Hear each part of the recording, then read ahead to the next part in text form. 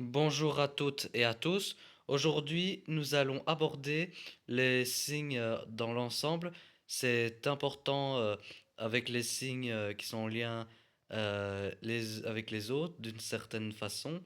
Ça veut dire que chaque signe a un message, une énergie particulière qui s'harmonise avec d'autres signes plus ou moins bien. Donc, nous allons faire le tour du zodiaque pour voir un petit peu l'enchaînement de ces signes, comment finalement on peut dérouler une histoire autour du zodiaque. Donc, on va commencer par le bélier, bien sûr, qui est le premier signe du zodiaque, qui commence à l'équinoxe du printemps. Déjà, cette image-là nous montre qu'il s'agit d'une énergie émergente qui part de rien, qui naît et qui va jaillir. Donc, on voit déjà avec le signe, lui, même le glyphe, comme on dit, on voit dire le petit dessin, on voit que cette fontaine qui émerge la force du printemps, qui émerge là, on pourrait dire constituée de cette énergie, qui veut dire que les personnes du signe du bélier vont avoir une énergie comme ça, jaillissante, et d'un point de vue psychologique, cela veut dire que ce sont des gens qui, par au quart de tour, qui vont avoir un comportement parce qu'ils sont habités par cette énergie-là, et ils auront à poursuivre leur impulsion de manière un peu spontanée, pas de réflexion. L'action, c'est pas de réflexion avant l'action chez Bélier. Ça peut poser parfois des problèmes parce qu'ils suivent leur impulsion. Alors, dans un sens, est-ce qu'il faut qu'ils fassent, et le défaut justement, c'est de ne pas tenir compte dans l'environnement, et en l'occurrence celui des autres, et qui ne tient pas compte. Donc il va être symbolisé par un signe qui est en face, la balance. Et au contraire, les autres, le bélier, cette énergie qui jaillit, l'énergie du printemps, c'est vraiment le signe ici. On voit qu'on est à la tête. Le bélier est représenté par la tête et vraiment des idées qu'il a et qui devra suivre les impulsions, donc il devra poursuivre cette une impulsion première, et rien qu'en fait permettre de partir à l'aventure. Donc c'est un aventurier, c'est un pionnier, c'est celui qui va déchiffrer des voies et qui va avoir le courage de les faire. Il part avec cette énergie, ce signe de feu, donc il a l'énergie du début, l'enthousiasme, il va le pousser à agir, donc il va développer un courage, puisque c'est un aventurier par essence. Alors cette énergie-là de feu, bah, si on la laisse se faire toute seule, elle donne rien. Il faut qu'il y ait une terre, quelque chose qui va donner corps. C'est le signe suivant, ça va être le signe du taureau. Donc le taureau, c'est donc tout l'inverse du feu, c'est la terre, ça ne bouge pas. Donc, avec cette énergie-là, euh, il y a quelque chose qui se pose. Quelque chose qui va permettre à l'énergie de feu d'avoir une forme. Donc là, on est dans une formation au niveau du taureau. Donc, on stabilise une énergie puissante. Et cette puissance, on va le retrouver dans le feu, mais plutôt dans le fait de stabiliser, de se poser, donc dans le taureau, même en, en même temps.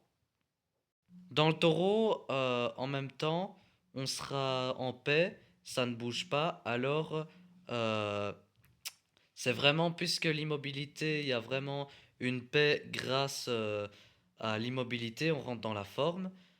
On rentre dans le corps, on rentre dans la sensualité. Et donc la sensualité, c'est la sensorialité, bien évidemment que le taureau, c'est vraiment tous les signes de celui qui a le plus sensible à tout ce qui touche, les sens, l'odorat, la vue, le toucher, il aime sentir. Donc c'est pour ça que c'est ainsi qu'il profite le mieux, on pourrait dire. La condition terrestre, donc cette énergie va se poser, il va se tranquilliter et avoir une forme. Donc elle va poursuivre sa route avec les Gémeaux, Une fois posé, bon, ben, si on reste là, ça bouge pas. Donc, et il va avoir une nécessité de cette énergie de départ, de communiquer. Donc là, dans l'énergie du Gémeaux, on va diffuser, voilà. Si on reste dans le taureau, on ne bouge pas et y a rien qui se passe. Donc ici, dans le Gémeaux, euh, il va permettre une communication. Alors on voit dans le glyphe du Gémeaux deux barres verticales. Euh, Ça veut dire qu'il y a une dualité. Dans cette dualité, une relation, donc on divise les choses pour mieux se connaître et pour mieux mettre en relation, pour comprendre. Donc il y a une volonté de, de comprendre, d'explorer. Il y a beaucoup de curiosité et il va aller à droite et à gauche pour regarder son environnement. Mais qu'est-ce qui se passe? On va pas rester sur place dans le taureau. On va vraiment diffuser, transmettre, apprendre et aussi diffuser, transmettre des informations. Donc là, ici, on est dans la terre et ici, on est dans une énergie d'air. Donc dans la parole, donc qui est dans le signe du taureau, on est beaucoup plus lent, beaucoup plus silence, beaucoup plus dans le corps et dans la sensorialité. Ici, on est dans le mental, on est dans un signe d'air. On a vraiment besoin de communiquer, d'échanger, parce qu'il y a cette relation-là. Et ensuite, il y a une énergie qui va se transformer en nouveau dans un signe qui... Dans un signe d'eau, on va rentrer dans cette matrice à laquelle va émerger la conscience de soi. Euh, Ici, presque, on est dans une énergie pure, ici qui va naître, on pourrait dire, euh, une conscience qui va se retourner vers elle-même et qui va essayer de comprendre. Donc, il y a une réflexivité, il y a une sorte de matrice à l'intérieur à laquelle on prend conscience qui est en train de naître et aussi à l'intérieur à laquelle un enfant va naître. C'est un signe de l'enfance, donc le signe de la mère et de tout ce qui est avec ce processus de couvrir, de donner naissance, le cancer. euh, le cancer, ça donne naissance. Avant de donner naissance, il y a vraiment une maturation, on pourrait dire. Avant que l'enfant naisse, il y a 9 mois à l'intérieur du ventre de la maman pour qu'il se forme complètement. Et une fois formé, il peut donc naître. Il y a vraiment cette notion de naissance, une notion de sensibilité. Un enfant qui vient de naître, on voit bien, c'est extrêmement fragile. Donc il a un besoin de protéger. Alors le cancer, lui, il a cette conscience-là qui est fragile.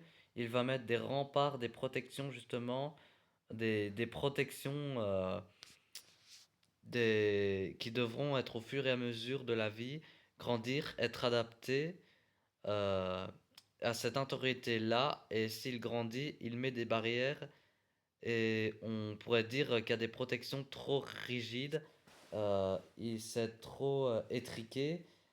Donc ici, il y a une sorte de porosité entre l'intérieur et l'extérieur. Donc cette protection, l'intérieur de cette expression de soi. Parce qu'on va voir après le signe du Capricorne, en face, cette base-là, on peut trouver une expression publique dans le monde où bien falloir sortir un jour de son berceau. Donc en fait, ici, toute la problématique du cancer, c'est la protection, mais pas trop suffisamment pour quand même. Donc le signe suivant, ça y est, on a envie de sortir de cette matrice qui est protectrice, euh, mais qui risque d'être enfermante, étouffante. Mais du coup, ici, on est dans le lion qui a vraiment le désir de s'exprimer. Et de manière publique, là, il recherche un public pour avoir un retour d'image sur ce qui est ici. Donc, il y a une recherche d'identité.